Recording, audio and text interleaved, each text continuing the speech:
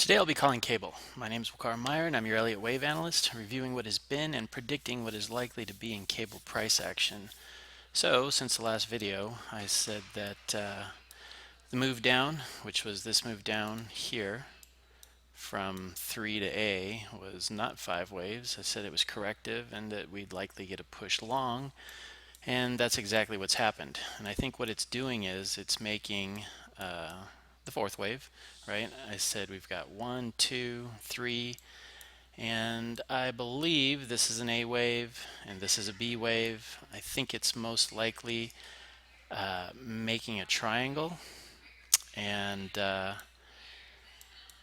think it's also likely that this triangle will end before it touches the trend line. So let's create the channel. So you connect 1 and 3, extend it right, new parallel, bring it down to the terminus of 2 right here. And is that right? Yeah, I think that's right. Now I would think that this triangle would end before it breaks this lower trend line, okay? Because breaking of the trend line would mean that it would probably break the trend line on the top side, and I don't know that there's enough room to allow for that, because we can't break about, let's see, what is that? Can't break 167.46. So who knows? Maybe it could. Depends on how fast it shoots up.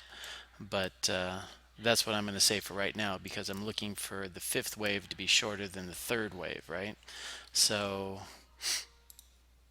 it needs to conclude, and this is just a rough measurement because, you know, we don't know where this fourth wave is going to end yet.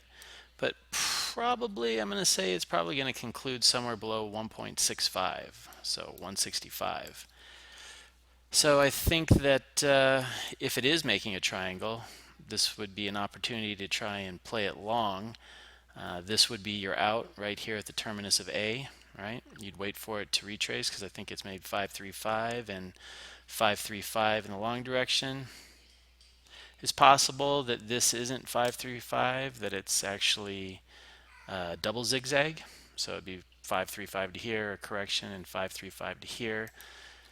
I can kind of see it either way. Double zigzags can be tricky like that. We'll just have to wait and see how it concludes. Of course, if it's making a flat, it is quite possible it could take out this terminus. So if you try and trade that, you might take a loss on that one if you're strictly enforcing the rules. And I think that's all I've got for that one. I personally would wait to finish 4, conclude 5 when it's shorter than 3, and then try and trade it short, because I think that's going to be a longer trade. That's today's call. I hope you'll join me again for tomorrow's call.